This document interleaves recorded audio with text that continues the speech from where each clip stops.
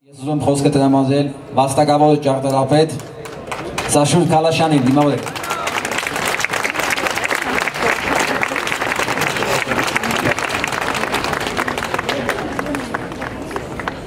Քիչ առաջ այստեղ խոսվեց, որ մեր ազգը մշակութային ազգ է։ Դա բոլորիս հայտնի է։ Նաև հայտնի է, որ ցանկացած ազգային մշակույթի դիմագիծը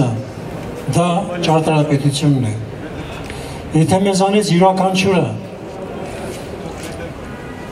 ինչ-ինչ առիթներով հայտնվում է մեկ այլ երկրում, նա այդ երկրի մասին իր պատկերացումը առաջին հերթին կազմում է այն միջավայրից, քաղաքաշինական, ճարտարապետական այն միջավայրից, որը նա հնարավորություն ունի դիտարկել և գնահատել։ Մենք շատ հաճախ պարծենում ենք, որ հարուստ ճարտարապետական ժառանգության տեր ենք,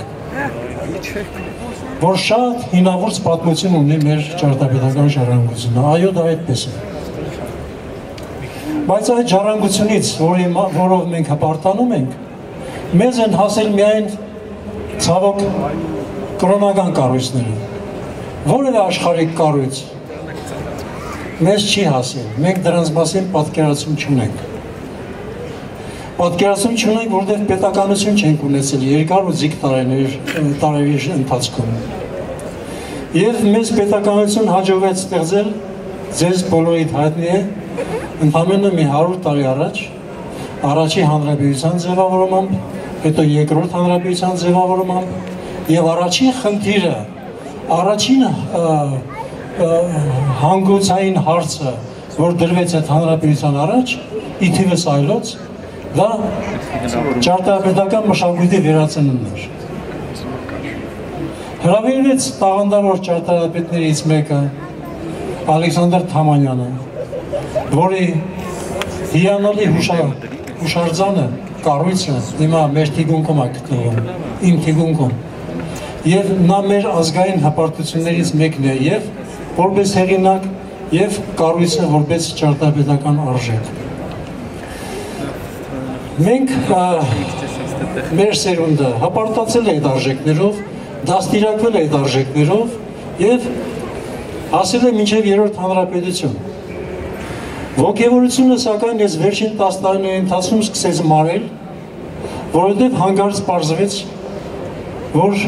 այն, ինչ մենք համարել ենք ճարտարապետական արժեք, ազգային արժեք, անտեսվեց։ Թվաց թե դա պատահական երևույթ է, մեկ դեպք է, մեկ դիտված է, բայց այս վերջին 10 տարիների ընթացքում բոլորիս պարզ դառավ, որ դա համատարած երևույթ է եւ ինչ որտեղ իմ կարծիքով գուցե ես սխալվում եմ, դա ծրագրված քայլ է։ Ամեն կերպ ոչնչացնել մեր այն նվաճումները, որ մենք պետականություն ունեցած տարիների ընթացքում կարողացել ենք ձեռք բերել։ Այսօր այդ ոտնձգությունները գտնում են բոլոր ուղղություններով։ Ոտնձգություն է գնում հանրապետական հրապարակի կառույցների նկատմամբ։ Արտգործնախարարության շենքը վաճառքի հայտնվեց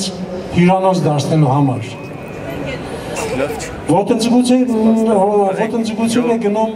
ինչպես հիշատակվեց, ծածկած շուկայի վերաբերյալ։ Այն տարին կես է, ինչ մեր բոլորի ուշադրության տակ է, տարին կես է մենք ես կոնե հատկապես ամեն իմ հնարավորություններով պայքարել եմ արդարության վերականգնման համար, բայց մինչ օրս որևէ հարցուկի չեք հասել։ Խնդիրն այն է, որ մենք պետականություն չունենք։ Մենք կարծես թե ունենք կառավարություն, ունենք նախարարություններ, ունենք բոլոր օղակները պետական կան, բայց դրանք ոչ մեկը չեն գործում։ Մենք ունենք օրենսդրական դաշտ, որը անտեսված է բոլորի կողմից։ Եվ տեր ու տիրականը մեր իրականության մեջ դա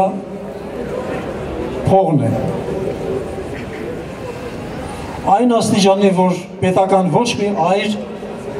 հնարավորություն չունի դիմակայել փողի դեմ։ Ես լավատես եմ